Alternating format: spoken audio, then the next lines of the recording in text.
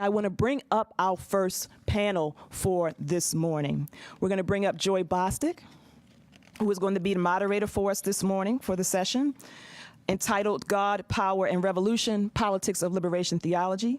We're going to bring up Susan Fitzpatrick Behrens from California State University, Northridge, who is on this session. And we're going to bring up Sister Sheila, who is with us from the Thea Bowman Center here in Cleveland. Please welcome them to the podium and we'll get started. Thank you. My name is Joy Bostic, and I am an assistant professor here in the Department of Religious Studies at CWRU. And it really is my distinct honor and privilege to serve as a moderator for this panel, which Rhonda's already given you the title of God, Power, and Revolution, Politics of Liberation Theology. Just to tell you a little bit about myself, my own scholarship focuses upon African American religions and culture, and I do a lot of work around Black women's spiritualities and activism, as well as womanist and feminist issues in religion and social justice. And I want to just sort of introduce our panel and our subject by saying a little bit about how liberation informed my work and sort of lead into the introduction of our panelists today. Liberation theology in both its Latin American and North African American contexts have significantly informed my own work and scholarship. As a young seminarian who was being trained for the ordained ministry, as well as who was a budding scholar in religious studies and theology, I and many of my peers were quite frustrated with the ways in which the often dehistoricized and abstract themes and concepts of theology and religion were addressed both in our studies and even in our work in local communities and in the churches. However, when many of us were introduced to the works of liberation theologians, such as Gustavo Gutierrez out of Peru, Jose Bonino out of Argentina, and then later on Elsa Temez, who hails from Mexico, who began to assert in the 60s, 70s, and 80s, that theology shouldn't be detached from the social and political realities of the people in local communities. Rather, it starts with the experience of the poor, with the experience of the oppressed and the marginalized. And when we heard this, the walls that were often erected between the academy, local communities, and between local communities and religious institutions really began to crumble for all of us. And at the same time, Black theologians in the United States and in South Africa were making similar assertions and understood themselves and their work to be in solidarity with the struggle of Latin American communities who were doing theology as praxis as cycles of action, reflection, and formulation, and in this way constructed notions of doing theology that were intended to bring about freedom and social change. And so Latin American liberation theology, with its emphasis on social analysis, continues to provide methodological frameworks as well as interpretive and analytical tools that has enabled theologians, religious scholars, clergy, and laypersons to do our work in ways that bridge the gaps between local communities, religious institutions, and the academy. It helps us to engage in interdisciplinary analysis and scholarship. And we have with us, and not only that, let me say this, I didn't write this down, but not only that, it enables us to engage our passions in our work in a way that oftentimes space is not given to us, especially in our training. So we have with us today panelists who have rooted their own work within the context of local communities, both here in the United States and in Latin America, in ways that deeply engage communities, the academy, and religious institutions, and certainly speak to issues of social justice. So I want to introduce our panelists today. We have with us Susan Fitzpatrick, who is an associate professor of history at California State University, Northridge, and the author of the forthcoming book, Transnational Faith and Transformation, the Maryknoll Catholic Mission in Peru, 1943 to 1980. This work is to be published as a part of the Kellogg Institute series with the University of Notre Dame Press, and it should be coming out in the fall of 2011. We all look forward to that. Dr. Fitzpatrick's scholarship explores the intersection of missionary work and indigenous people and offers perspectives on liberation theology theology and progressive Catholicism. She offers an analysis of a transnational Catholic religious movement initiated by Maryknoll missionaries from the United States and highland communities in Peru and Guatemala. Her work presents a distinct perspective on the development and influence of liberation theology and progressive Catholicism by focusing on the encounter between indigenous people and missionaries. Her broader areas of research include 20th century Latin America, indigenous communities and ethnicity in Peru and Guatemala, Latin American-U.S. relations, religion, gender, sexuality, and militarism in Latin America. So if you would applaud for Susan Fitzpatrick. I'm going to actually introduce both of you. We welcome here. She made it on time through the snowstorm, so we are happy about that. Now, Sister Sheila Marie Toby didn't have as much luck, but she got here. We're happy about that in her travels through the snow. She is the executive director of the Theo Bowman Center in Cleveland, as Rhonda already introduced. The center is devoted to creating a safe space in Cleveland's Mount Pleasant neighborhood. And as an institution in the community that's doing great work, they provide mentoring programs, programs for social health, cultural and spiritual wellness. They have a hunger program where they engage in food distribution, and they have adult literacy programs. And Ursuline's sister, Sister Toby, made her first trip to El Salvador in December 1979 to visit her friend, Sister Dorothy Kazel. While there, she met Jean Donovan. And in 1980, Kazel, Donovan, and two Maryknoll sisters from New York, as we know, along with Maura Clark and Ida Ford, were murdered. And 10 years later, Sister Toby returned to the same parish where Dorothy and Jean conducted their mission work. Michael Lee was not able to be here for this particular session because of the snowstorm. He is an associate professor of theology at Fordham University, where he also teaches in its Latin American and Latino Studies Institute. He's been delayed in his arrival, but my understanding is that he will be speaking during the afternoon session, so you will be able to get some of his remarks and also engage him with questions that can relate back to this panel, as well as his remarks during that afternoon session. So both of our panelists will make their presentation, and then we'll follow up with a couple questions, and we'll open it up to all of the participants so they can engage as well. Thank you very much.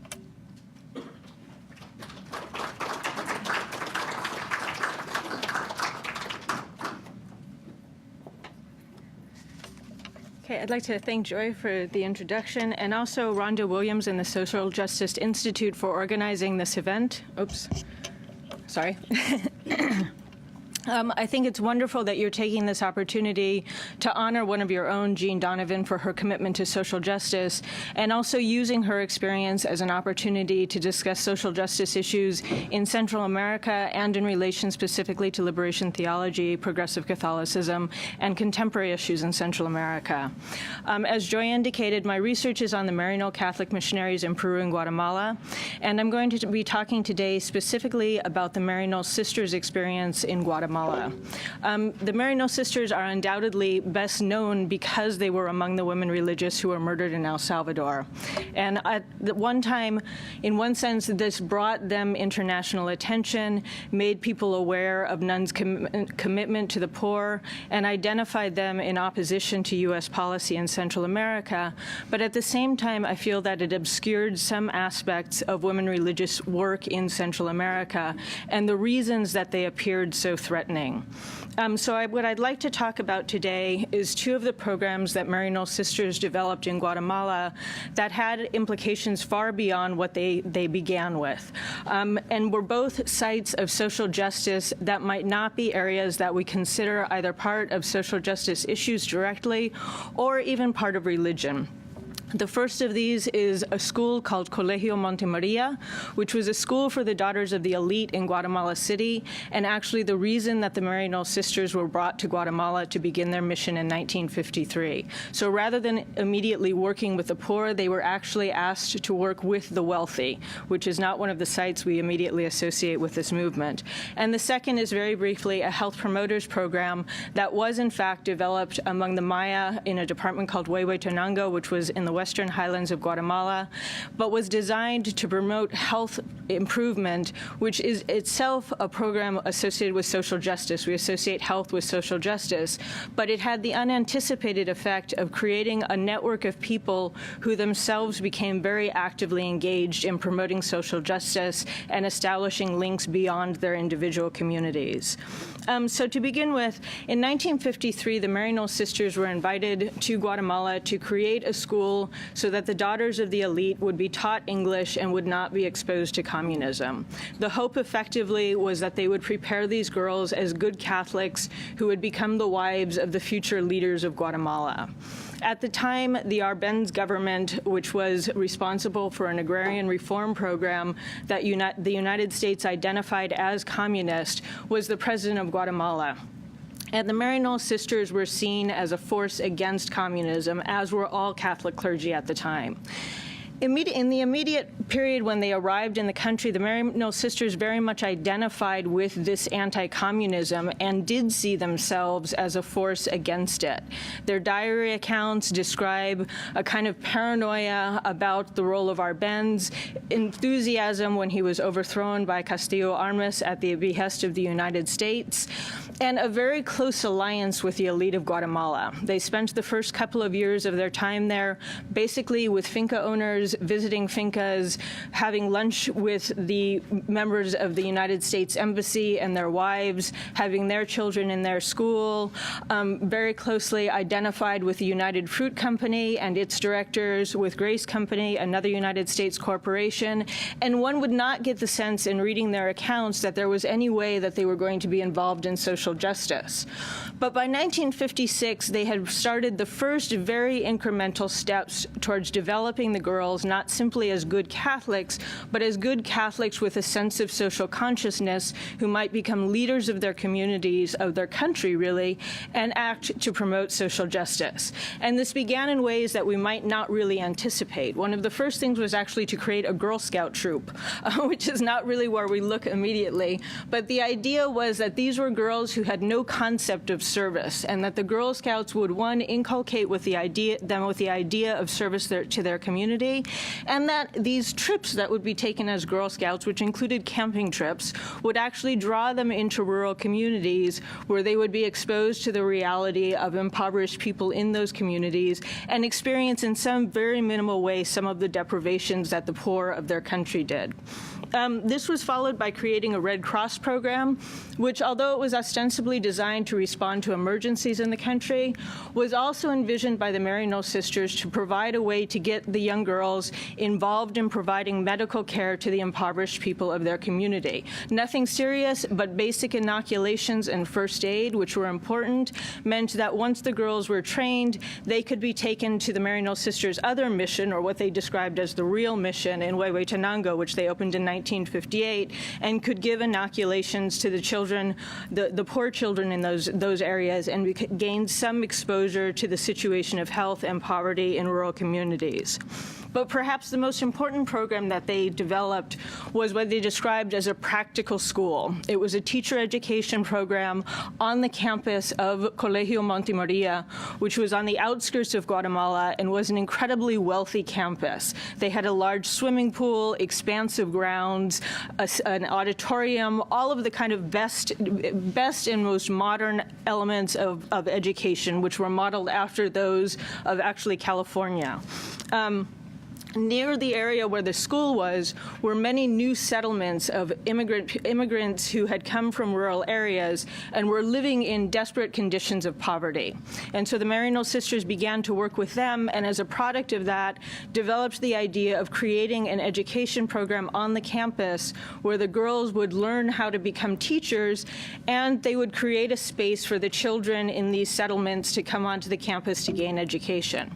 So this offered a space in which which the girls were immediately exposed to their whole surrounding area, and the fact that people literally right next door were living in conditions where they had no running water, they had substandard housing, if housing at all, basically shanties, no medical care. And then the school itself created a space where they could talk with them, provide education, but it also became a site in which the sisters and the girls became aware of the extent to which these ameliorative programs really couldn't be transformative, but in many ways instead reproduced the structures of injustice of the society. The school became this basically kind of shanty on the campus, which was so that you had this incredible luxury surrounding this little space where the poorer children were invited to gain what was basically a second-tier education. Also, the parents of the girls immediately opposed this. They did not want their wealthy girls to be even on the same grounds as these impoverished children. The children took the same buses with the girls to the campus, and the girls often looked at the children next to them and would say, "You're dirty, you don't belong here, my parents are paying, you're not." And so they became aware of the issues that they would confront in really trying to transform the structures of the society that they were part of. In 1961, one of the sisters who was one of the key advocates of these programs came upon what were called cursillos de capacitación social, or workshops on the social problem, which had been developed by a Jesuit in Venezuela, initially to respond to the influence of communism on university campuses.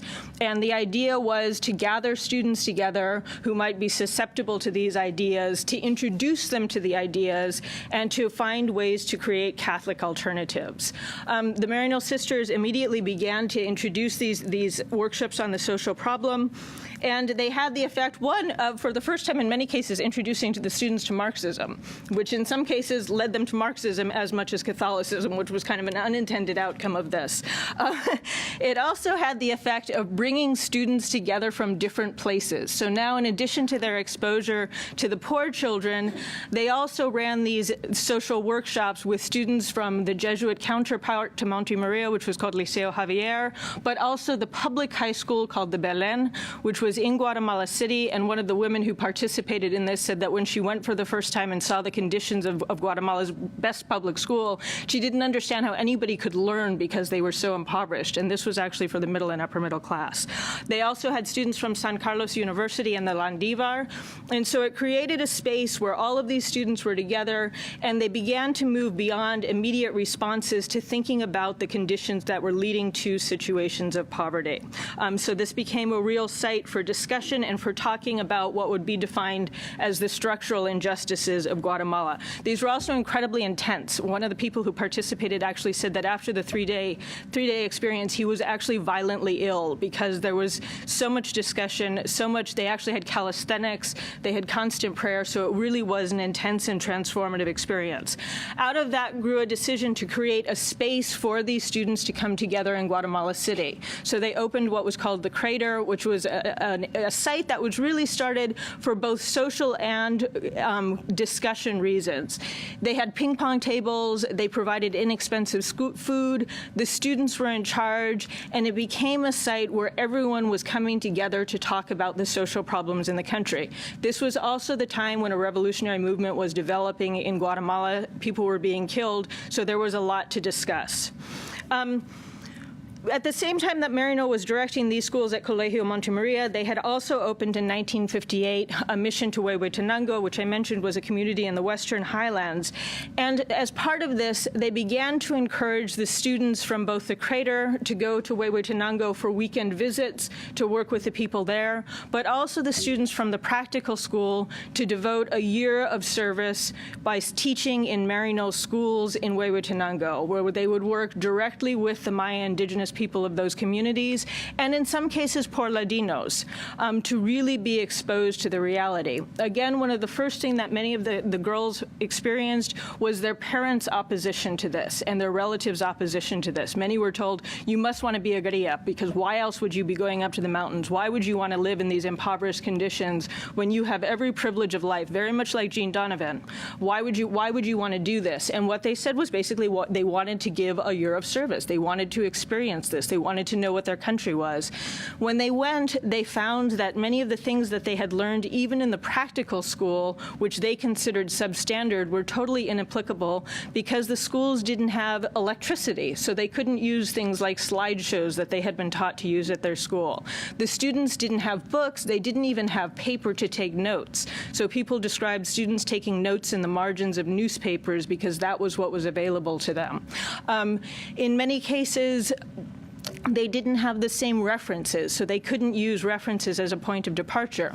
So they were exposed to this. At the same time, they were deeply impressed by the fact that both the children, and they also ran adult literacy classes, wanted to take the knowledge that they gained immediately back to their community. And so there was this sense that it was all of the stereotypes that they had been taught about Indigenous people being uneducated because they wanted to be, or being poor because they were lazy, were not true. That these people were working incredibly hard. They wanted access to education. They wanted to share it with their communities. They had an incredible Christian commitment to their communities, to the same kind of service that the girls had been being taught about in Colegio Monte Maria. At the same time, the Maryknoll sisters ran a hospital there, and that also had a strong effect on the students' experience. One of the women who participated in these programs described a conversation with Sister Rose Cordes, who was responsible for building this hospital in the early 1960s and also created a health promoter program, which I'm going to talk about in a second. And she said that everyone in the community waited for this nun to come to cure them, basically, because in a population of something like 278,000, there were only 9 doctors. Only 7 of those doctors lived in the urban center, and only the Maryknoll sister doctors lived in a rural area. So people had no access to medical care. And so in a conversation with these girls from the school about what the realities of the medical situation were, she said, almost crying, the devastating thing is that all of these people want me to cure them, to rescue them from their health problems, when the reality is that the problems are social and economic. They want me to cure illnesses, and the problem is poverty. And for this young woman and for others, it raised a question about what was beyond the problems that they were trying to address. They were trying to provide education, they were trying to provide health care, but the real problems were very much about structural inequalities in the society. In some cases, that led people to revolutionary movements. That was definitely part of it. In other cases, it led them to stronger reformist programs. So I want to kind of have this image of these very elite girls and the Maryknoll sisters with this very expansive network, ranging from the highest echelons of society to people in urban, what would have been described at the time as slums, to these highland communities of impoverished Indigenous people.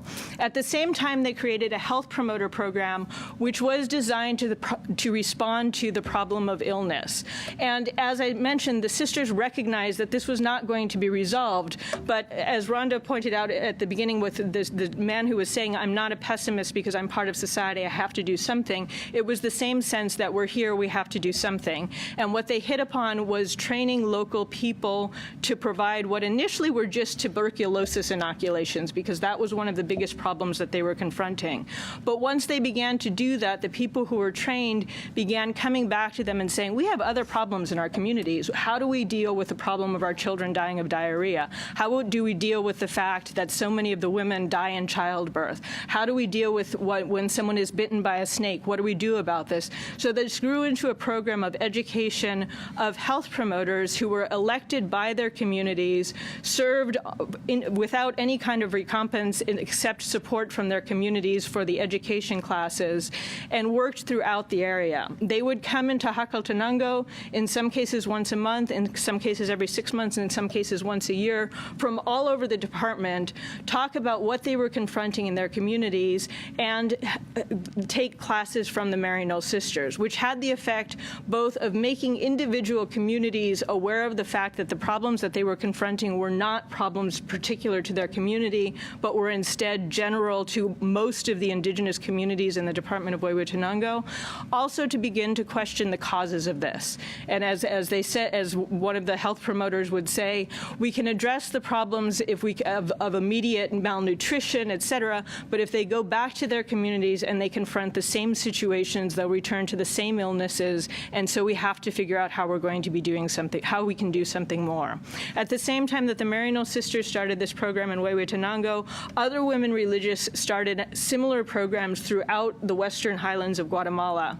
And so that in 1976, they formed an association of health promoters, which then expanded this network beyond a particular department to all of Guatemala and actually to other Central American countries and to Mexico, where similar programs were being developed. So again, this sense of people gaining access to broader knowledge about health, but also about the conditions behind it, and becoming themselves a cadre of local intellectuals who were bilingual, who had the ability to provide medical care, but also basic education to their communities, because much of this was about education, and to act as kind of intermediaries between this religious community and their individual communities. These things had transformative effects, and I just want to emphasize the idea that when they began, they didn't know where they were going, right? They knew that they wanted to improve social conditions, but they didn't know exactly where any of these programs would lead. But what they did was to create social networks that were linked, to create a sense of social justice and service, and to create the belief that they could do something, that they could actually transform things. In the short term, this made them a threat, and it meant that in the context of Guatemala, 200,000 people were massacred in a civil conflict. 87% of those people were Maya. The overwhelming majority of them were in the very departments where these Catholic programs were developed, and many of the people who were targeted were those who were health promoters, catechists, priests, and not to a lesser degree, sisters. In the longer term, the survivors of these programs continue to act to promote social justice in their communities, and they are the primary force that works against the development of mega projects that are actually affecting the same region: mining, hydroelectric dams, oil, and export agricultural products. So with that, I'm going to conclude, and thank you very much for your time.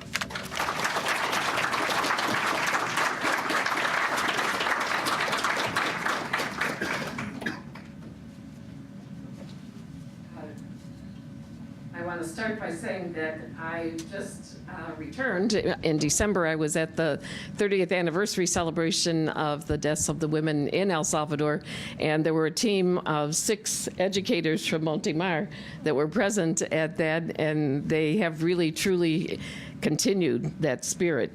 There are no Maryknoll sisters at that school anymore, but the Maryknoll spirit is very much there, and these were probably people who were trained in that school that you were talking about. They talked about having gone to school at Montemar and were continuing their commitment and these are still elite families of Guatemala City, but very committed to social justice.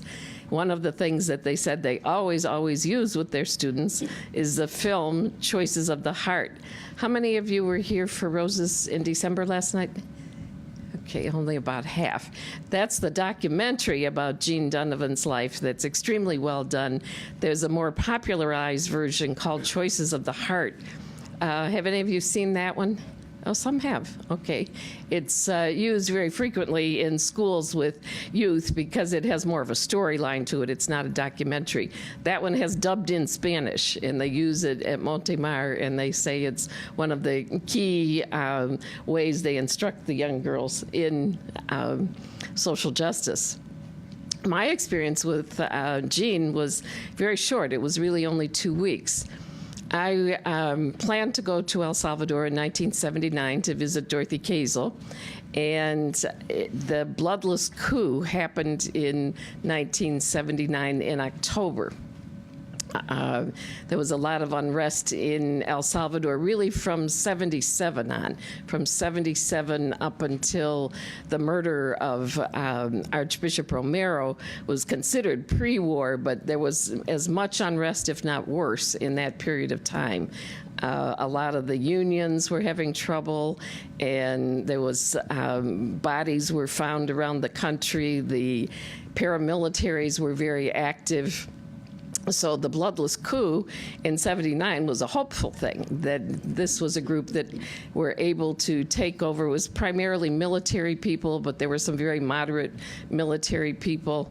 But of course, I had a plane trip scheduled with a tour group, and they canceled the tour. So suddenly in October of 1979, I had no plane to get to El Salvador. And if you recall, most of you are far too young for this, but the hostages were taken in Iran in November of 1979, which suddenly created a whole climate of international unrest. I don't recall, it was quite a large number of hostages. Anybody remember the actual number?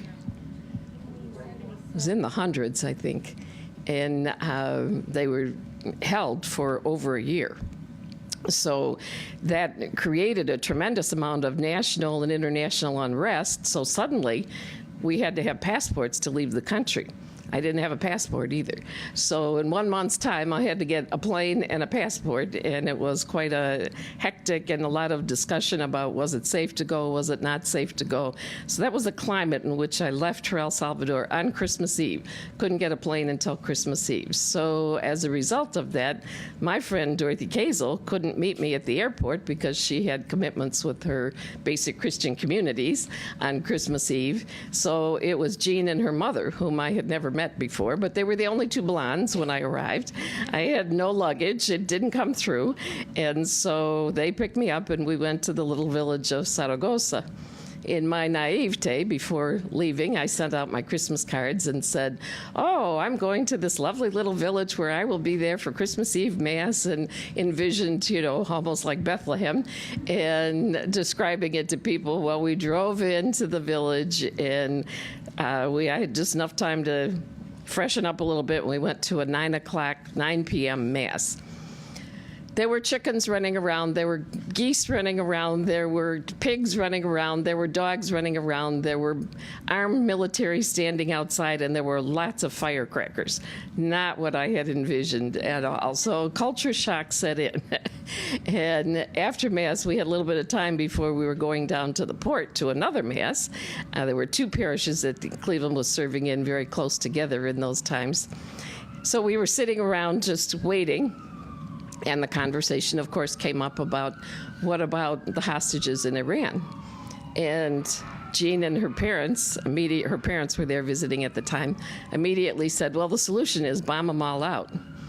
And I guessed, thought, oh dear, well, this is going to be an interesting few weeks because we have a few little different political opinions here, because that wouldn't be my solution to the hostages in Iran, nor would it have been Dorothy's. So it was sort of an indication of who Jean and her family were. They really were very much of, in what we would call in El Salvador, the oligarchic class, the class that had wealth and whose solutions to things were military. So the 2 weeks that we were there, we went from Christmas, we had in Christmas Eve in the port of La Libertad. The next day we drove across the country 3 hours, and I was in total culture shock by then. I said, this country's nothing but one big camp out, and had our Christmas dinner in Chirilagua and sat around and talked with all the other missionaries. And again, these political conversations were coming up, and there was a great deal of unrest because the missionaries themselves, the only way they could get information about what was happening in El Salvador was to listen to BBC. And they were all listening intensely to BBC to see what the progress of this coup was. The moderate military were threatening to resign. So this was one level of conversation that was going on, and then there was this other level about Iran. And so by that point, I was pretty shaken up. We drove back across the country at about 9 o'clock at night, very dark, In my time in El Salvador, we wouldn't have even gone out after dark. So, but it was still pre-war, and there was still the sense that it was safe, but things were beginning to develop. The next day, we drove up to Guatemala.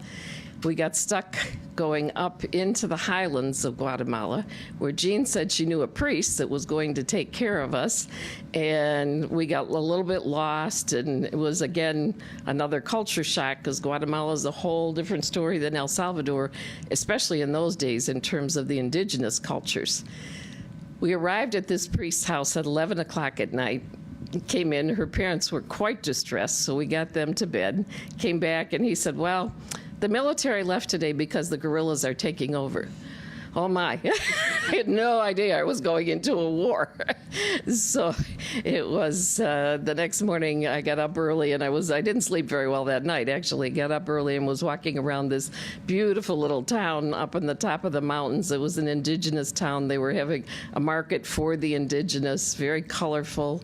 And Dorothy came out and started walking with me, and she was trying to inform me of what was going on in both of these countries. And we got back toward Panajachel and Lake Atitlan, which is kind of a resort area that night, and got the word that the border was closed.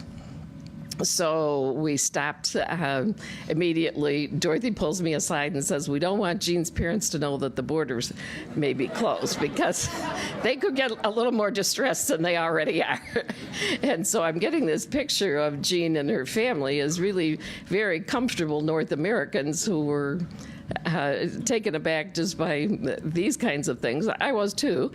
But the plan was that we would go into Guatemala City, and I would go to the hotel and have lunch with her parents, while Jean and Dorothy ran over to the Maryknoll house to find out what was going on, because the Maryknolls knew what was going on politically in the country.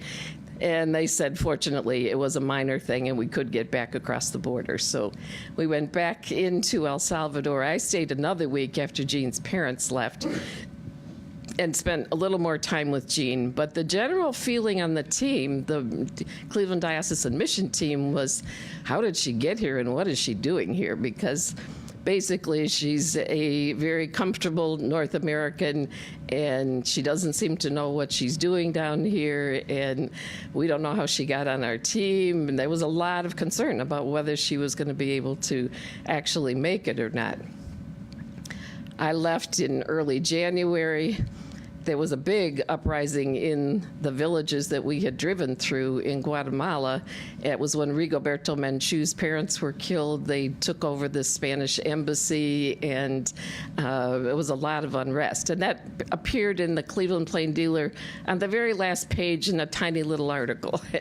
So, but then in March, of course, came the news of Archbishop Romero's death. And that did appear in big time in the newspapers. So we were trying to contact the team to find out what was going to happen. Were they going to come home or not? The bishop in Cleveland wanted them to come home, and a lot of basic concern about all of that. But in the process, I did get some communication from Dorothy, and she said, Jean has really gone through quite a transformation as a result of this. And then Dorothy was home that summer, and she said to me, she was transformed. She is a different person than the person that came to us. She was very close to Romero. She was very active in the burial process and the funeral. And as some of you who saw the movies probably saw, that in the funeral of Romero, there was all that disruption and bombs thrown into the funeral and so forth, and everyone went running into the cathedral. And many people died being stampeded or of asphyxiation. Our team members were actually holding children in their hands up above them so the children could breathe, because it was so crowded in the cathedral. So that experience and the whole experience of Romero's death really did have a transformative effect on Jean. And the whole sense of liberation theology then, what did it really mean in those days in El Salvador? obviously Romero's voice. Have any of you seen the film Romero? If you haven't seen that, be sure to see that film too, because it puts a face on the experience of liberation theology and the kinds of experiences that you were talking about with the formation of groups. By the time I got there, the war was winding down, sort of. It was actually coming closer to us because it was coming more into the capital. So there was a lot of war activity when I was there. We were surrounded by military all the time. There was military in our village. We didn't go out after dark, those kinds of things. But what had started to form were refugee communities, people who had come together from all over the country because they were fleeing the bombing, etc. And they had very little trust in each other. So working with these communities, and they were what we call a toma de tierra, takeover of the land. So they just came and built their little houses out of adobe, and they had no electricity, no water, no nothing. And we would have to go in and work with them and help them form into the communities. And the whole basis of liberation theology is to work from the base up. So the training that we received in language school was you would go into a community and try to discern who was the shaman, who was the wisdom person in that community. Often it was not the most articulate. Often it was not the person who could read and write, although you had to find a few of those just to be able to sustain the community. And you just had to keep listening. Who is everyone referring to? Who is everyone talking about? Who is everyone getting advice from? And then you would work with that person to form your basic community, because they had to be able to sustain themselves. Some of these communities were 3-4 hours away from us, and they had to be able to sustain themselves and try to sustain a community that was in total turmoil and in which nobody trusted each other. So we found the best way was through the children. The children's programs would pull the parents together, and then we could get people talking to each other. One particular village I got called to one time, they were having terrible problems, terrible fights. It's very factional, it's very partisan. And so finally, in frustration, after hearing enough of these complaints, I went up and I said, okay, one side, other side. You want water? Yes. You want water? Yes. You want roads? Yes. You want roads? Yes. You want electricity? Yes. Why don't you work together? I mean, it was that primitive in terms of trying to get people to work together, but that was the premise of liberation theology. They could. It was easier in the villages that were more intact, that had not been affected by the war, where people were basically family groups and they had formed ways of working together.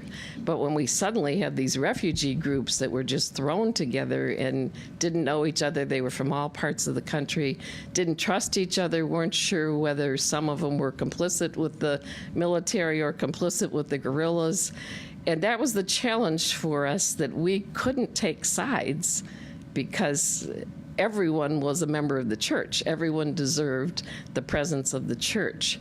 So, and the Archbishop was very strict about that. We could not be involved in politics, nor could anyone who was highly involved in politics be a leader in the church, so that these church basic Christian communities really were coming from the needs of the people, and much more connected to the needs of the people than to the politics of the country. There's correlations, of course, and some of our villages were very, very strongly oriented toward the guerrillas, some of which we didn't find out about till after the war, when they did the demilitarization process went on for a couple of years, and they formed communities for demilitarization, and we would pass by them to get to some of our villages, and all the guys would be waving at us, "Hi, sister, hi, sister." We knew them all, but we never knew they were guerrillas because they had kept very silent about it. And one of the villages I went to, when I was leaving, most of the time when we went to the villages, we had to go in the late afternoon, and there weren't many men around. And so we were used to working with the women and children. And I went for my last farewell celebration of the word, and there were a lot of the men there. And I still have the letters that they wrote me in the poem saying, "Thank you for taking care of our children while we were away in the war." So there was a lot of struggling with the meaning of liberation theology in a very intense war situation. At one time, I was called by a woman who had a child. She had had the child. She had been a guerrilla. She had been behind the lines. She had the child behind the lines. Father was also a guerrilla. The women had the choice in that situation of staying with the child, and then they would try to raise the child on the front lines, literally, of a war, or they would have to withdraw altogether and go back to their families, which many of them did choose to do for the health and the sake of the child. Then the child had no documentation. So they came to me and said they couldn't go to the local mayor's office. Our town mayor was very much to the right, the Arena party. So what to do?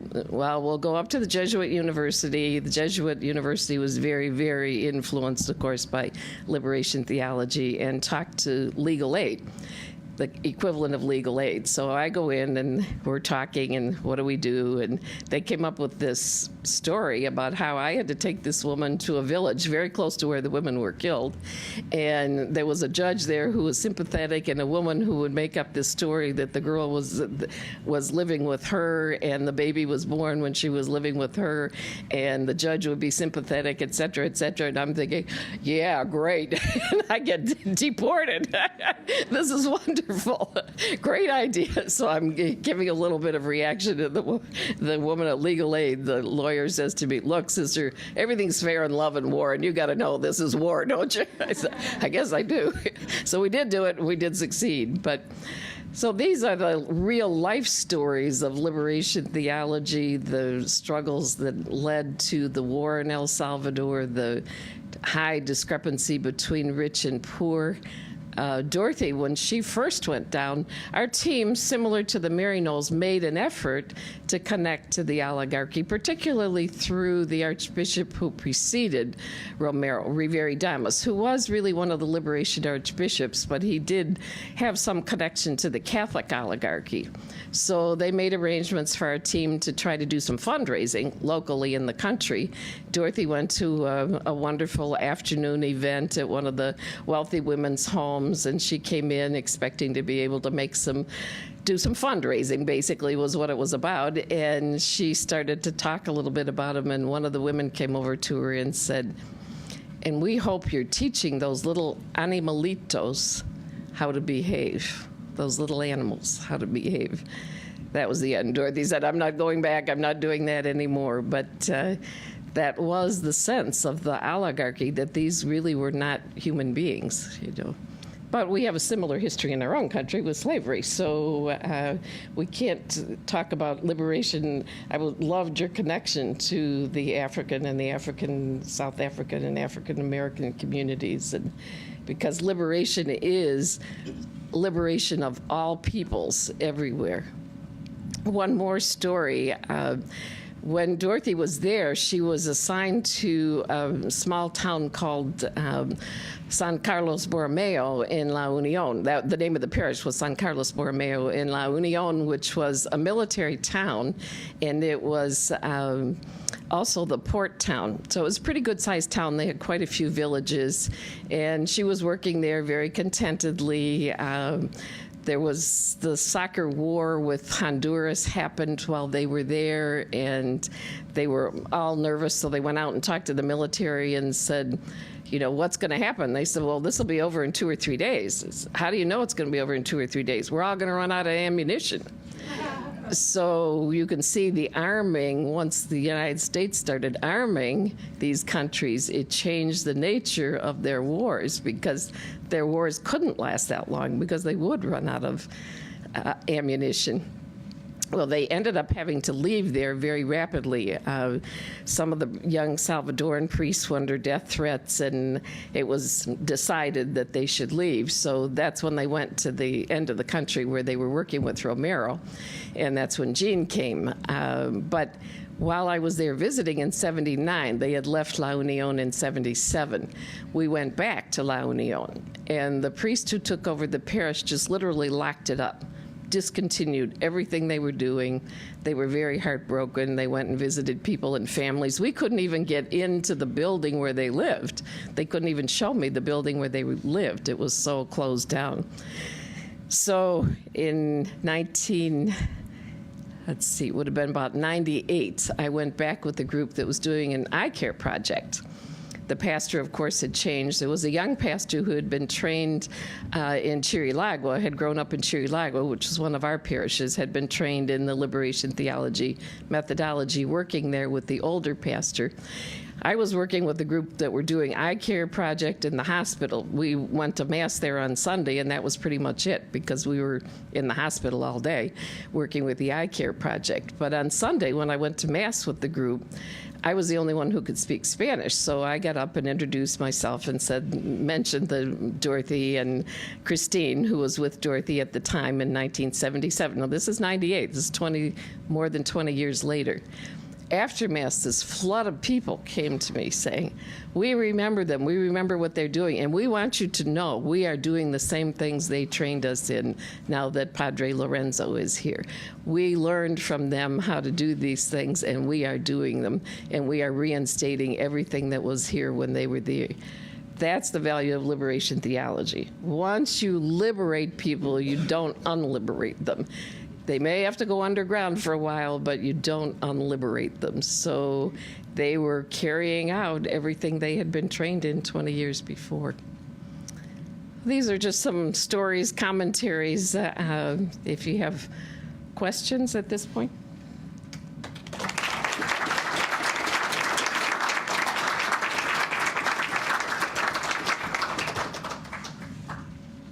Open up for questions. I'm just going to actually place a question on the table, and as people want to let us know that they have a question. But I just want to continue this discussion about based communities with both of our panelists. What have you seen as you sort of talked about that with your last story, but the ongoing impact of based communities, not only in terms of those local communities, but the larger geographical context, but also a little bit more, I'd like to hear about the impact and the exchange between based communities and the missionaries who have been traveling to those locales. So both of you can respond and ask each other questions as well. Okay, with regard to the based communities, one of the things that as I kind of very briefly mentioned at the end that I think is really important is that in this region of northern Guatemala, there is a whole series, there's a series of development projects that are going called mega projects, where it's oil exploration, hydroelectric dams, mining, and the creation of African palm, which is an export product, oil for alternative fuel, but also for oiling machinery. And those are all incursions on indigenous communities. Most of these communities were the ones that were most affected by the armed conflict. And again, the strongest base of organizing against those developments and articulating what's going on and trying to get the word out to a broader public has been people who were trained in these programs of liberation theology.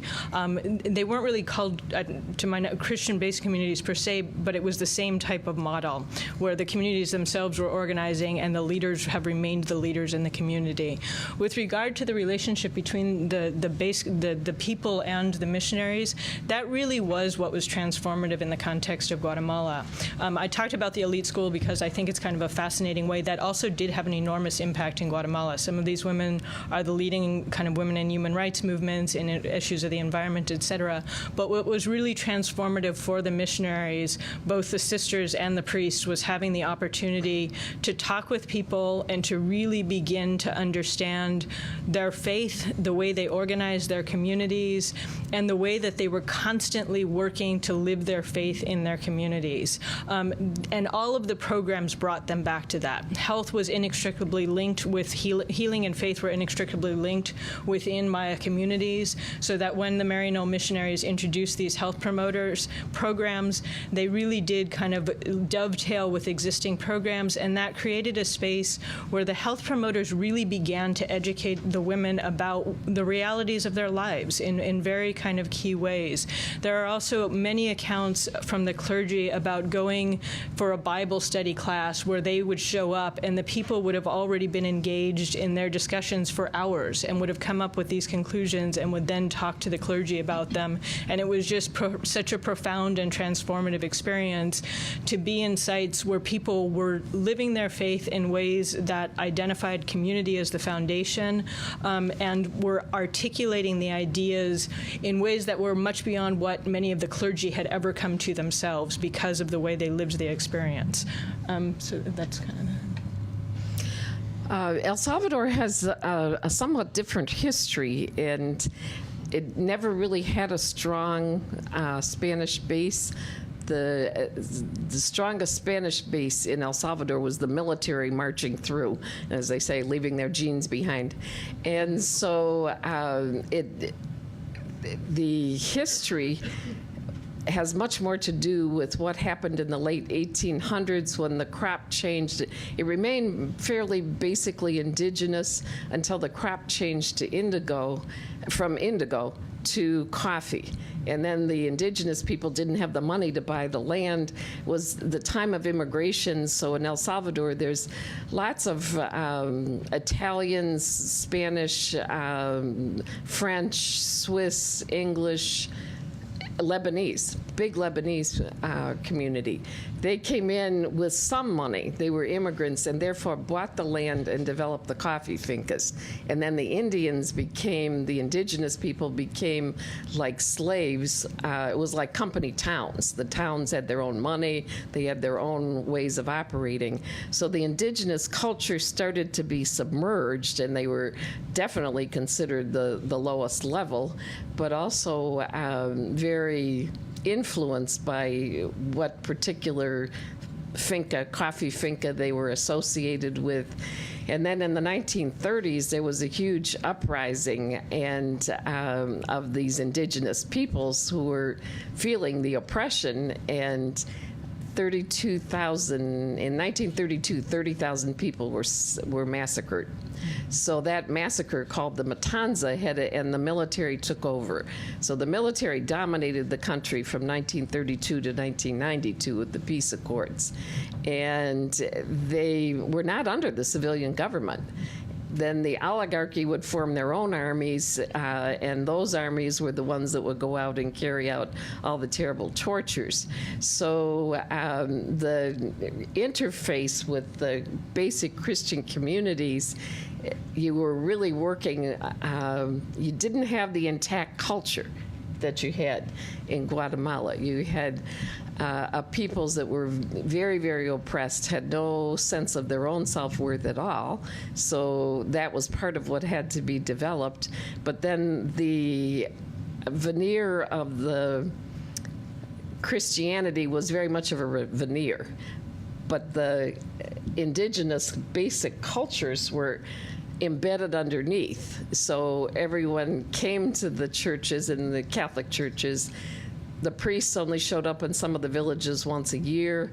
And then there was this whole street religion that was going on, the popular religiosity. So one of the challenges was to bring the two together, especially as people's educational levels moved up, and the healing practices were a real challenge for us, because some of the natural healing is excellent, some of it's awful. And they would bring us water that they would ask us to bless so they could take it home to feed it to the sick baby. Well, where'd you get the water? Out of the river. Well, this is not going to help your sick baby. So, we were constantly having to work to understand what was of value, and then what things were, and you needed those shamans to help you discern what is of value and what is not of value in this terribly, atrociously impoverished culture where people were living in impossibly unhealthy circumstances. So that was the real challenge of liberation theology. What's happening now, the sadness is, for me, when I go back, that many of these communities, and in all of our parishes we had similar experiences, the people that we formed, the people that were really the leaders in the community, were also the people who were strong enough to get to the United States. So because of the whole trade environment that we're in right now, the only way to survive is to get to the United States. I mean, it's actually gotten to the point now when I go to visit in El Salvador, by the end of the visit, I am just worn out from listening to sad stories and people who don't know what happened to their families when they went to the United States, who probably did die in the desert, and there's no way to ever know. By grandparents who say, I will never see my grandchildren. By just continuous stories of heartache and people saying, young people coming to me saying, I'm going to have to go to the States. I don't want to leave my family and go to the States. I don't want to be separated from my family. I love my country, but there is no other way to survive.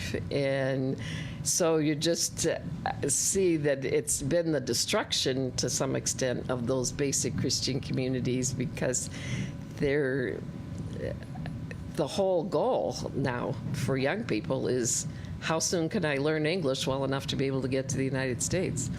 And because it is the only survival that they know. So it's hard then to maintain those communities and the sense of community.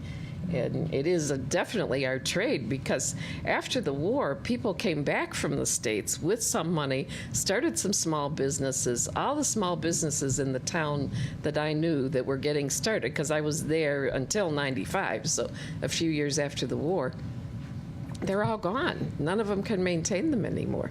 Some of the people that I knew that, not by our standards would we call the middle class, but there you would call the middle class because they had some kind of a trade, whether it was dressmaking or bakery or, whatever.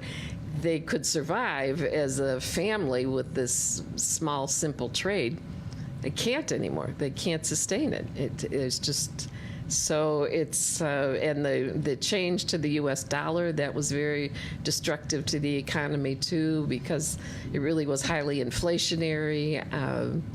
So the sense of our trade policies and our foreign policy has definitely affected the ability to maintain those Christian communities in El Salvador.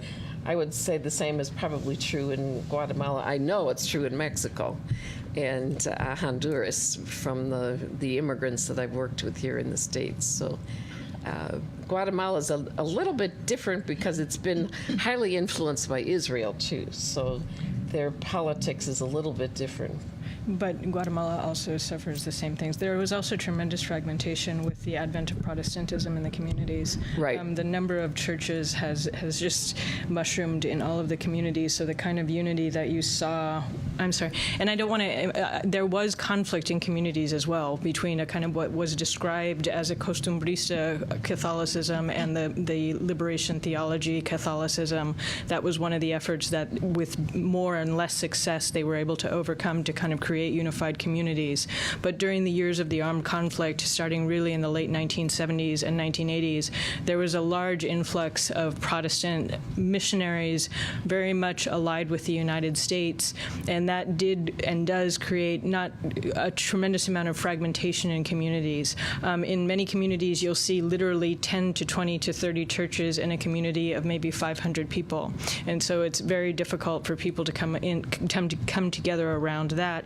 And even within the Catholic communities, the liberation theology movement was fragmented in large measure by charismatic Christianity, which is a kind of almost similar to certain branches of Protestantism, so that even in the churches that are Catholic, there will often be 2 to 3 services going on to kind of accommodate these different groups. There is also tremendous migration, and there's tremendous violence. The violence, the number of people killed in Guatemala actually now exceeds the number who were killed during the height of the violence. 17 people on average are killed a day, so it's a tremendously violent situation, which also contributes to the need to migrate. I mean, so all of these factors are really devastating to the society. Yeah, El Salvador, similarly, the violence rate there now is 25 a day. I have a question. If you have a question, if you could actually come to the mic so we can get recorded. So if you are interested, if you could maybe line up on these sides, that'd be great. Thank you. And if you could tell us your first name. Morning, Sheila. It's a good friend of mine. My name is Maria Smith, and my experience is not in El Salvador, but Guatemala, Nicaragua, and Brazil, and a little bit in Colombia. And what I wanted to address your comment because, you know, I don't know if people are familiar with the Santa Fe document that kind of was one of the backbones of creating a kind of facility for those non-apolitical kind of only spiritual expressions of faith in Latin America. But what I wanted to focus on was not that aspect, but the Roman Catholic Church's hierarchy responsibility in an abandonment of people, because the hierarchy very much alienated itself from in the choices that it made in selecting archbishops. And particularly the Ratzinger, when he was the head of the propagation of faith, when I was in Brazil, closing one of the lifelines of the liberation theology, which was the seminary called ITER. And so now in Brazil, in places where the church was very vibrant, it's totally dead. And also in the structure, the lack of the hierarchy responding to the cultural needs and saying that the only expression of faith that's any valid is a mass, which requires a priest, leaves a community without legitimate spiritual leadership, where in the evangelical communities, people don't need a master's of divinity, they don't need years out of their community studying theology. They can be a member of the community and celebrate the word in a fashion that allows them to walk in that community. And although now it still has kind of a spiritual kind of expression, we can see in Nicaragua those same churches like Baptists and other churches that may have been more evangelical in the context of oppression. Those, and also in Colombia, I've seen that in Colombia, in the context of oppression, they also find their path to liberation theology, and not just liberation theology, but nonviolence. So I was wondering if you could comment on that. I'm sorry, so I don't know how to couch it into a question. Those are all very valid. Maria and I have talked about this often. The Archbishop, most of my time there was Rivera Damas, who was actually the mentor of Romero. He was not as dynamic as Romero, but definitely the same mentality and very easy to work with and very, very connected to the base. Even though he himself was not from the base, he was very connected to the base. And when he died, he was the cathedral was closed at that time, so it was a small church that he was laid out in for an entire week, and all day long there were hundreds of people from the countryside coming. So he did somehow have a way to connect with that and encourage it through the whole wartime and everything, the development of basic Christian communities. But the Archbishop who replaced him was an Opus Dei, a very conservative Archbishop. He actually didn't have as much impact as people were afraid about. I was there when the choice of the Archbishop came, and there were 11 bishops in the country, and he was number 11 on everyone's list of who to choose to be the Archbishop. We understand the oligarchy flew to Rome and got their way, and so he became the Archbishop. But the intensity of the communities that were developed, when I would visit, I would say, how's it going? We're just keeping on, keeping on. I mean, as you say, once you liberate people, they're liberated. The challenges were those areas that never had any kind of really active or thriving Christian Catholic community, and that's where the different groups came in, the sects, they called them in El Salvador, SECTS. And some of them were ones that I didn't even know from the United States, who were highly, highly evangelical and highly anti-Catholic. That's what we dealt with a lot when we were there. And kind of bought people's attention. But I used to always laugh and say, you know, they would pay them off to come to certain services. They even took some of our leaders away and paid them to be leaders. But then they come back to the Catholic Church. So I think they actually belonged to two churches, most of them, because they were smart enough to know whatever you can get, to survive. So but in those areas where there was not good Catholic leadership, that's where the population now, I think they say, is about 55% Roman Catholic, with only probably 25% actually practicing Catholicism. But those are the areas where good liberation theology development happened. There was a problem during the war, though, in that some people preferred the sects because they were safer, because it wasn't safe to be involved in the basic Christian communities. So there was some of that happened also. It's a very complex situation. There aren't easy answers to it because people have to make the choices they have to make in order to survive, too. So we tried to listen to everyone and tried to help people to come to the sense that their faith was what could sustain them through very intense times. One of the first things I did when I got there, I was assigned to do the confirmation program, and it was very well theologically developed, but there was very little incorporation of moral issues. So I started working with a small group of people, helping me to bring in particularly the sexuality issues. And I was leaving for a few weeks, and I had prepared a bunch of materials for them, and I was passing them out at a meeting saying, take these home with you and look, and when I come back, we'll finish putting this together. And one of the women came up and handed them to me, and she said, Sister, I really don't want to have these in my house. It's too dangerous. The police still come in sometimes and check to see if we have religious goods or Romero's picture, and they still are taking some people off to jail for that. I'm like collecting them back from everybody. Said, please don't take these to your house. If the police are going to come and get you, if the military, it was the military police in those days, are going to harass you for this. One of the gentlemen came up to me, he said, I'm taking them. He said, this is what gives us worth and dignity and value, and nothing else does. So if it's risky, it's risky. I'm taking my materials. So there was that sense of those who got into liberation theology. He was a leader in his community, that it was their lifeline, their survival. So, but it's the depth of the faith, the fullness of the faith, and when we get these veneers of cultural faith or faith for what you can get out of it, or a faith that's safe, is that really faith? Is that the question you're asking?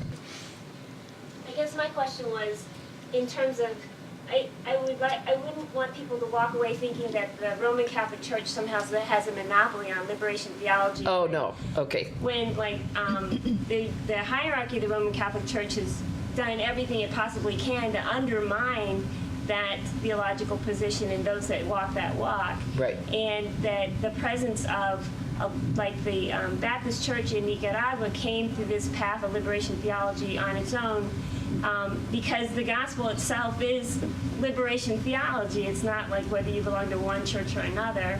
And so I wanted you to comment on, how the Roman Catholic hierarchy has really abandoned the people. And if they abandon people, if they say your faith, you can only practice your faith in the presence of a priest, and you don't give the people a priest, then what are their alternatives in the expression of their faith? And so, like in many places in Brazil, it means Assemblies of God and other kinds of religion. And the Baptist Church did take on they were very connected to the Mennonite Central Committee.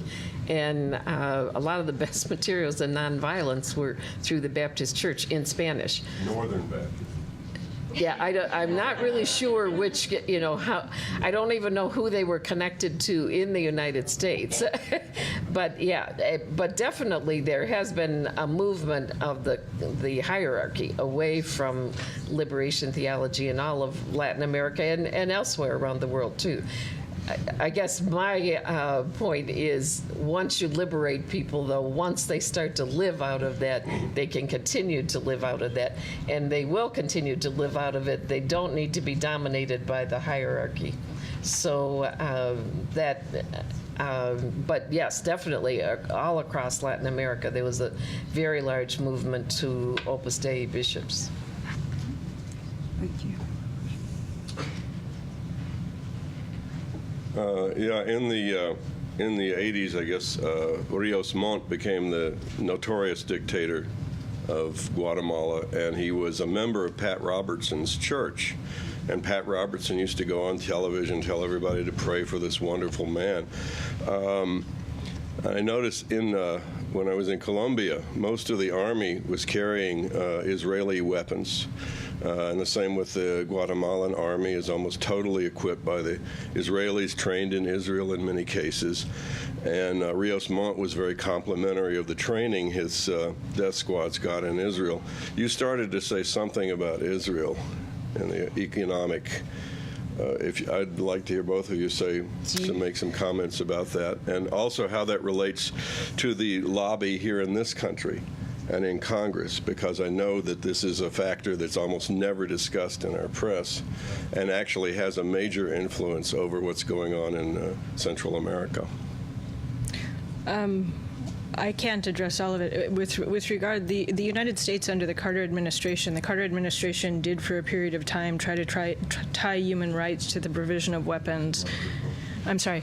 The U.S. Under the Carter administration tied human rights to the provision of weapons to countries. So for a period of time in Guatemala, they cut off weapons supplies to Guatemala, but they immediately transferred those to Israel. So Israel became the kind of substitute weapons supplier for Guatemala and was also responsible for providing training. It does also have very strong economic links to the country that began to develop during this period of time. An Israeli company called Soleil Bonnet received the contract. It was the only bidder for the contract to build the Franja Transversal del Norte, which is the road that is a central part of the Plan Puebla-Panama that will link Mexico, Guatemala, Panama, and Colombia. So there are these kind of long-term both military and economic interests. With regard to the lobby, I don't know about that, but that definitely was important. And certainly some of the clergy talk about the presence of Israeli companies and personnel, particularly in the region of the Petén, but I don't know enough about it to be able to confirm or deny that, but I do know about the provision of weapons and the economic influence in the country. My information about Israel's involvement in Guatemala came from the UN. When the UN was working in El Salvador, the 3 years that they were very highly visible in El Salvador, a few of them made efforts to get to know some of the church people because we had most direct contact to the base. And they wanted to know what was happening. And we had several incidents that happened, and they were very open to listening to people. So I took people to the UN a number of times. They had like an ombudswoman who would listen to complaints. Most of them were not that significant. One was rather major. But I got to know the woman fairly well, and she said, I really want to continue in dialogue with you. So we would meet once a month for lunch, and she said she was being reassigned to Israel, and she was being reassigned to Guatemala, and she said it's going to be much more difficult in Guatemala because Israel is the base of their source of weapons. And while what the United States did in El Salvador isn't great, she was Canadian, so she had she wasn't a U.S. citizen protecting the U.S. UN member? The UN woman, yeah. But she said what happened in El Salvador was by the supplying of the military from the U.S., the military gained a strength. And you then had three sides that you were contending with: the military, the oligarchy, and the government. And the oligarchy and the military were starting to separate. So she said there was a wedge we could work in. We don't have that wedge in Guatemala, because Israel is supplying there's such a tight connection there. So they felt that they could affect more, and they did affect many good things. I was very proud of the UN, and my involvements with the UN were very positive when they were there. It just didn't go far enough. They were training mayors, the civilian police, and judges. That's my contention about the School of the Americas. These are the people we should be training if we want a democracy, not the military. And so that's who they were training, but they didn't stay long enough to fulfill good training. So the judges are still pretty corrupt. The civilian police is more civilian than the military police, but it's not great. And the mayors are still very, very political. It's still which political party, winner takes all, no civil service. So the base to have a democracy just isn't there. So that's what's happening in El Salvador, but I don't really know what's happening in Guatemala since the end of the war there. I haven't had the contacts to stay in that political venue to hear the information. So it's sounding like they're having more trouble in Guatemala even than El Salvador, although El Salvador isn't great either. So Guatemala is having a lot of trouble. Yes. Yeah. There's no. But in Salvador, at least the FMLN does have enough of a foothold in the assembly that there is an impact. But the poverty situation and the violence situation is so extreme now that the military, the last time I was there for the 30th anniversary, the military is back on the streets. And it's sad to say because they were gone for a while, but they're back now. But it's just the common violence that's so extensive now that people are actually happy to have the military back, and that's sad. Yeah, the same thing has happened in Guatemala, which I don't think is entirely coincidental. Because the situation of violence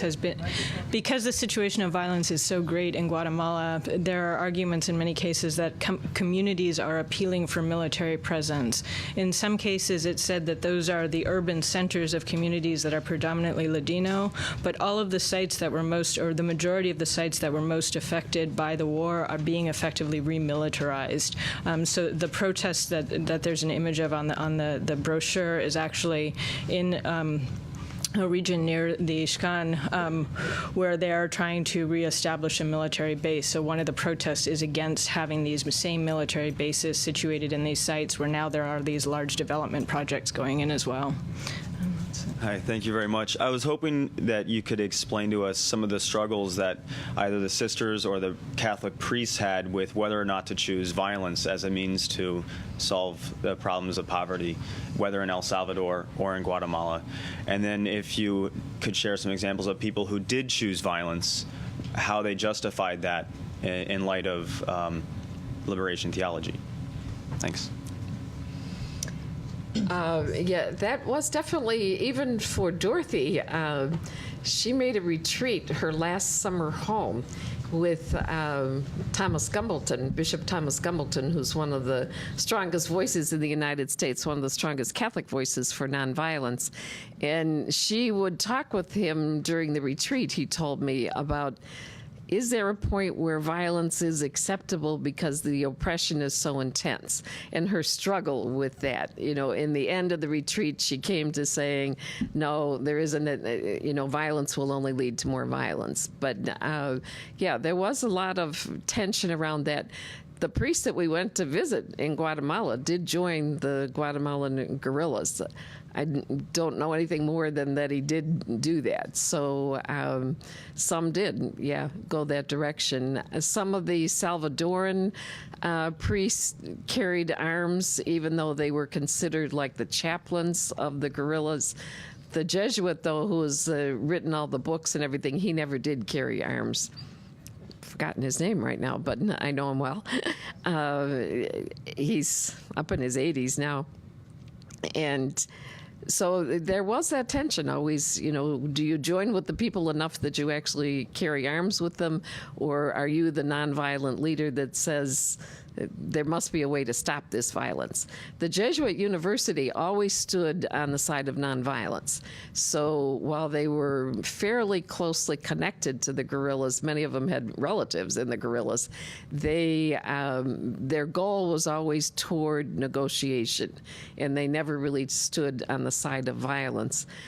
Riveri Damas, the bishop, that's why he broke with, there was an effort to bring a number of churches together, an interfaith dialogue in El Salvador.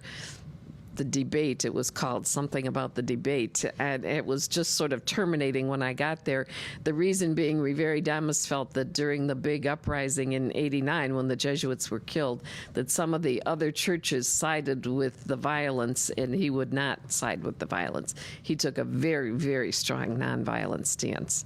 So, but the tension was there among religious people too. Is there a point when you get pushed to violence?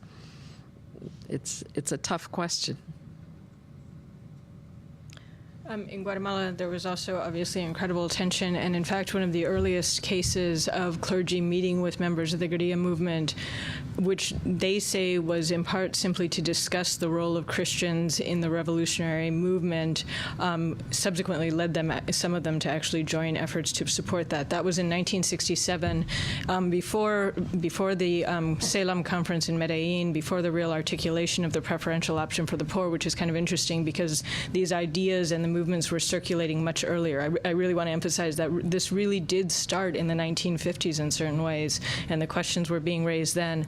But one of the women, religious woman named Sister Miriam Peter, subsequently Margarita Melville, who was involved in Colegio Montemaria, through these networks of students and youth encountered people who were involved in the guerrilla movement. Some of the university students were involved. Some people actually made contact with her directly because they recognized the kinds of things that she was trying to do as evidence of a kind of empathy towards their movement. And so she began to talk with some of the other clergy in Maryknoll and some other clergy about meeting with the leaders of the Fuerzas Armadas Rebeldes. They met with them in 1967. One of the clergy present, a Spanish priest, actually kind of panicked afterwards and notified the superior of Maryknoll. The clergy were immediately pulled out of the country and brought back to the United States. They actually fled and went back to Mexico with the idea of trying to support the movement from Mexico. And at that time, which again was very early, the Guatemalan government threatened to close Montemaria, to expel all of the Maryknoll clergy. It was identified as a moment when people saw the Catholic Church as a potential threat, which again was a very dramatic change, particularly this was before anything really happened per se. So that group of clergy left. Subsequently, other clergy did become involved directly in the guerrilla movement. More often, it seems to me, they were in situations in which they were supporting communities that were directly associated with the movement, particularly what were called the communities of people in resistance. During the years of the violence, indigenous people in the highland communities had the choice of fleeing the country and going to Chiapas, of remaining and often being forced into civil patrols, which meant that they were forced to kill each other, basically, or fleeing into what were called communities of people in resistance, where they lived in these very remote jungle areas of the country in incredibly desperate situations of poverty. I mean, things that you find absolutely unbelievable that anyone could have survived this. And in many cases, the only reason that they were able to survive was because they had the support of the guerrillas. In some cases, they were directly linked to them. In some cases, they simply had people supporting them, making sure that when they were going to get transport, they had a guidance group so that they would not be killed by the military, because the military was actively hunting down people and killing them. There were a number of cases in which clergy in both Chiapas and in the CPRs established links between these two sites. They were fully aware of the role of the guerrillas. They were sympathetic to them, and they helped to supply things, which in some cases also did go to the guerrillas, right? There were also situations in which many of the people from the communities who they had aided for many years joined the guerrillas, particularly with the medical programs. In some cases, the sister doctors were called upon to give help to the guerrillas, and they did that. They would provide medical services. They would provide medical aid. with regard to the situation of violence, for the most, I mean, it was obviously a very strong question. In many cases, the violence against the communities were so devastating, and it was so obvious that it was not going to stop, that people felt that they had no choice but to do this. That there was no way that because they were massacring communities. This was no longer about an armed conflict between two sides. It was communities simply being killed, and so the response was, we have to do something in certain cases. In other cases, they just tried to act as a source of accompaniment and tried to maintain as much neutrality as was possible in this context. So that was them. You've spoken a lot this morning about the role of liberation theology during a time of civil war and overt physical violence. But now that most of those wars have officially ended and a lot of that overt violence has settled down to some point, and we're seeing this new emergence of a time of economic violence and economic war, what role does liberation theology play in this new war, in this new type of violence that we're seeing?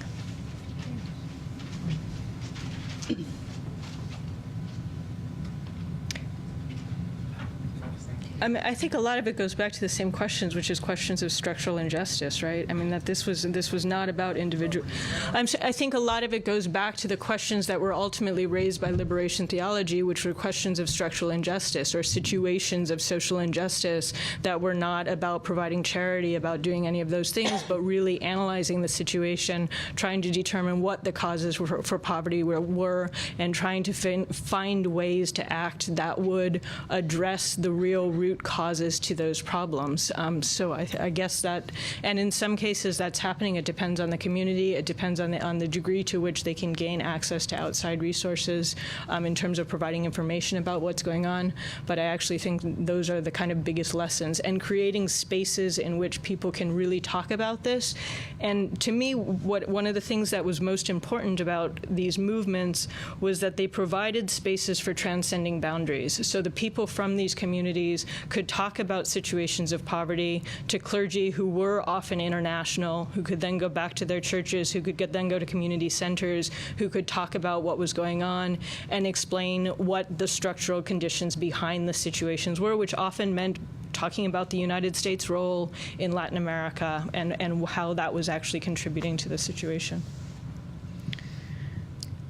I think I would affirm that and then add the piece of education, that the educational institutions of the church in Latin America encourage more self-development than partly just because the classrooms are smaller, than the local public school, which is pretty chaotic and very large classrooms. Was at one time dominated by the military, not so much anymore, but there isn't a quality of education where children are taught to think for themselves. So that would be the piece that I think is also important, that there is still a push for Catholic education. The other part of it that I think is getting, I don't know if it's, I guess it's an actual connection to liberation theology, is the accompaniment communities. Most of the people in El Salvador that I have contact with say if we weren't accompanied by people from, it's predominantly the United States, but doesn't have to be, some are Europeans groups that come to El Salvador too, that's the piece where liberation theology, so it may be the sense of our Northern Hemisphere folks coming to the understanding that we have a role to play in accompaniment. And it's probably more solidarity than liberation theology now that I think is having an impact. And people do have a sense. I go with lots of groups doing different things, and one was building houses not too long ago. And at the end of the time they were building houses, it just so happened in that group there was one young woman who was, she was actually a medical student, but she spoke Spanish very well. And the house she was working on and the people that they were working with, one of the men came over to her at the end, and by that point they were all pretty sweaty and dirty from building houses, put his arms around her and said, I couldn't do this with a lot of people, but you accept us, you don't think of us as being dirty, you come and you're one with us and we feel oneness with you, and that's as important as this house. So that's the solidarity thing, I would say, probably is the movement of liberation theology. I'm sorry, just one last thing. I actually also think the motto, a kind of methodology was important, which was actually not direct, it actually preceded liberation theology, but was important to it, which was the See, Judge, Act model, right? Where people would come together in communities, examine the reality of what was going on, evaluate it in the light of gospel values, and determine what to do about it. And I think that motto was important, and it was also something that made clear that the people of the communities were going to do this, right? That it wasn't about the clergy, and that actually goes back to your point. I mean, clergy, the Catholic Church and religion in general has a long history of existing in Latin America without any concern for clergy. So, and I think that was part of what made these movements successful, that people were used to taking control of their own communities, and this just gave them kind of a different methodology and then a larger network in which to do that. This is kind of a related question, but we're talking about the importance of addressing these economic injustices to looking at, both health as being something that's rooted in economic injustice as well as other things. But there's a situation in which, as you mentioned before, American trade policies, which El Salvadorans and Guatemalans have very limited influence over, dictate a lot of the economic conditions in which they live. And in terms of absolute poverty, conditions in America obviously aren't at the level that they are at in Guatemala and El Salvador, but there is quite a great deal of inequality here in America. And the American governmental and corporate powers here obviously are contributing greatly to the poverty in Guatemala and El Salvador. So my question is, as awareness of American inequality rises, as we're seeing more protest movements against austerity measures here in the United States and more kind of political agitation against the American oligarchy, do you see a role for liberation theology here in America, not only as a solidarity movement for people in Guatemala and El Salvador, but as a means to political change against the American oligarchy here today? And if you see that, what form do you see it taking? What's your kind of vision for it? I guess I would go back historically. I don't know about the contemporary. I think actually the missionaries, at least the Maryknoll missionaries who I look at, they went to Latin America very much thinking in the 1940s and 50s that the United States had all the answers for the world. Very ignorant about the injustices, racial injustices, economic injustices in the United States. And so they went believing that they could transform this region, and very quickly relatively quickly began to rethink this. Liberation theology became for them a way to articulate, I think, the things that they were finding in the context of Latin America, but they also looked at it as a way to respond to the problems of the United States. So the mission that went initially to bring the answers from the United States to Latin America very much became a reverse mission about bringing the ideas of liberation theology back to the United States. Maryknoll's publication house, Orbis Books, that was basically its mission. It was in its founding mission in certain ways was to introduce an English-speaking public to the ideas of liberation theology and quote-unquote third world theology, as it was called at that time. As far as where to go with it in the contemporary period, I don't know. Sorry. Yeah, I would say the same principle holds, that you want to bring people together across socioeconomic and racial and cultural lines to look at the serious problems we have and say they're affecting all of us. Racism is not dead in the United States, and it's affecting all of us. And how do we find groups that are willing to take those issues on? My hope and prayer would be it's our church groups, but I'm not so sure even in all our church groups if we have that kind of leadership.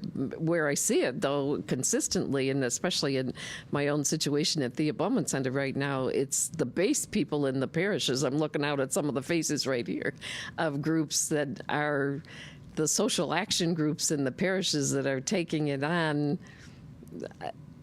kind of like basic Christian communities, and taking their leadership and living it out, and not necessarily expecting that the hierarchy is going to applauded or supported or even give financial aid to it. So that's, as always, the change comes from the base, in my belief, and we just have to get those base communities to continue to be faithful. And there are lots of networks. I think that's what I'm surprised at now, the numbers of networks of groups that are outside any one denominational structure, like the Interreligious Task Force or Interact Cleveland or some of those groups, and that's probably where the most power is going to come from, because there isn't any institution that's giving a particular mandate to it. Sister Sheila, you mentioned that when you visited the mission team in El Salvador around Christmas of 1979, I believe Jean had been there maybe only 6 months. Not even 6 months, because she had left for a few months, too. Okay. And you said at the time that some of the mission team members had their doubts about whether she would really make it. And then only 6 months later, when your friend Sister Dorothy was up here in Cleveland and visited, said that there had been this transformation. Could you talk a little bit more, and I know it's at least secondhand, but a little bit more of what you might have heard about Jean's experience in terms of, what was the work that she was doing, or what were the experiences, maybe even beyond the assassination of the Archbishop, that might have impacted her in that transformation? Certainly the connections with the people, but I think you described it very well with what happened to the Maryknoll sisters. I think the same thing happened to her, that she came thinking the United States had all the answers, and then, began to bump up against the realities and see these aren't the answers, and not only are they not the answers, they're part of the problem.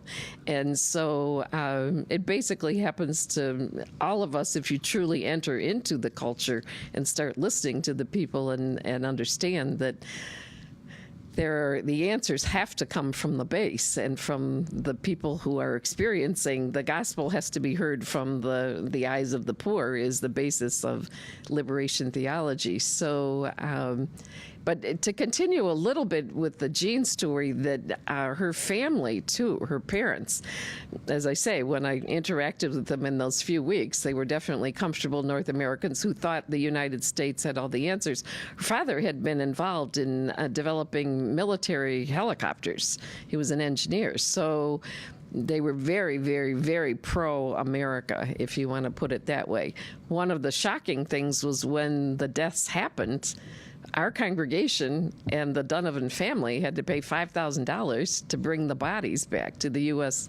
government, to bring the bodies back into the country. And that was terribly devastating to Jean's parents, to think that because once they did the autopsies back here in the country, they were killed by U.S. bullets. So the fact that what we had armed the military with killed their daughters, and they had to pay to bring the bodies back, was very, very, very distressing to them. And so gradually, her parents started to give talks around the United States too. They were very connected to the Interreligious Task Force. And on the 5th anniversary of their death, we were having a mass, and after the mass, we were having breakfast with the Donovan family, and I remember her mother just very gently saying, I couldn't have said this a few years ago, but I guess I'm at the point now to say, Jean died for something. She didn't die in a motorcycle crash, which she could have.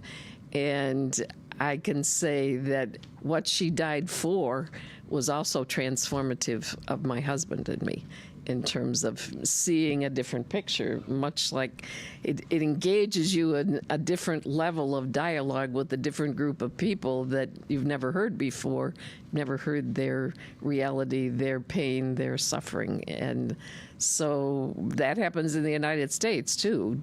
Are we in dialogue with the people who are suffering the mass incarceration that's happening? I would recommend a book to you called The New Jim Crow Laws, that talks about how racism is being promulgated in our own country, and how many of us are actually in dialogue with some of the people that are suffering from these effects, so that we allow ourselves to be transformed.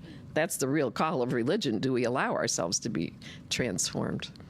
My name is Erin, and I wanted to speak to Sarah's question.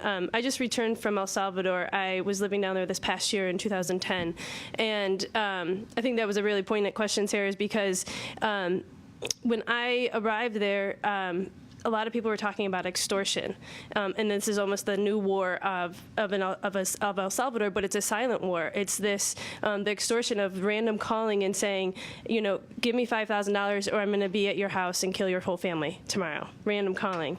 And this is happening. I actually lived in the same small town that Sister Sheila lived in, Zaragoza, and people talking about this, and a friend saying, this is the time that we're living in right now is almost as bad, if not worse, than the time of leading up to the war.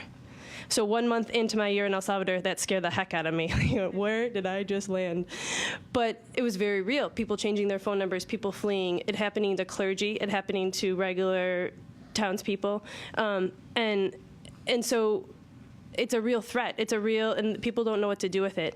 It's coming, for the first time in Salvador's history, the People's Party from the FMLN elected their president, and they were thinking that this is the Arena Party still trying to control the government, still trying to control the country, and so they're doing this by very sneaky, and the tactic of fear, and very much had fear into the people, and so still, the people aren't trusting one another. And still, I was the only North American in this town, and it took a really long time for them to build up trust with me and know that I wasn't there for any negative reasons. But on a positive note, in Zaragoza, there's still base communities still meeting. A friend of mine went every Monday to her pequeña comunidad, and they met. It was multicultural. It was not multicultural, multi-age, and it happening. You know, then as I got to know people went on Tuesday nights, and other people went on Wednesday nights, other people went on Thursday nights. So they're still meeting together as a focus of the gospel and seeing what does that speak to. But people are still playing their cards really close to their chest because they don't know what's next. They're still living with a lot of fear. And then you throw into that mix of people trying to make that an economic break. So people are working 14-hour days in maquilas and sweatshops and not making a lot of money. Some are trying to go to school while working, and so there's not time for family, and they're really trying to break that cycle of poverty, but they're almost breaking themselves in doing that. And so, you know, what gives? What's going to give? I don't know the answer to that, but being there and seeing that is people, it's unfortunately as fearful right now as it was for people 30 years ago. Mm-hmm. We have about 5 minutes left, so we'll take one final question.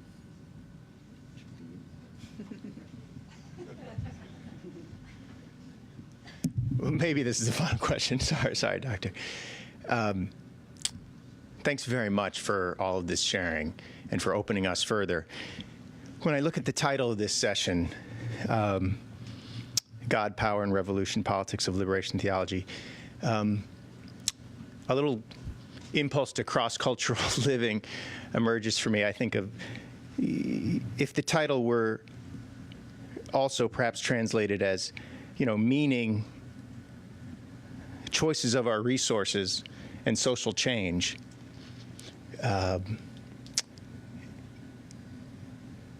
I wonder if you might say more about how you see this story, you've started on this, but how you see this story playing back here, this story playing out. So what's happened, I don't know that you know this, what's happened to the Maryknollers after they came back here? The missioners, what happens for those who go short-term or long-term down there, are affected and changed from what they thought they already understood of meaning, use of resources, and modes of social change, and when they come back here, how they're treated, how they respond, what's to be done here. We've started to touch upon this, but I wonder if you know any more of those stories, and especially being an institution of higher education, where you may have seen that intersect the life of higher education and its choices around meaning, resources, and social change. And for those who are here, students especially, I hope this isn't the last question, but it certainly won't be the last one of the day. I just want to say this as a Christian, as a Catholic, Christianity is not the only way to make meaning out of these things, right? So whatever modes of meaning that folks are bringing here, I hope they have the room to bring those questions and reflections forward into this as well. Thanks.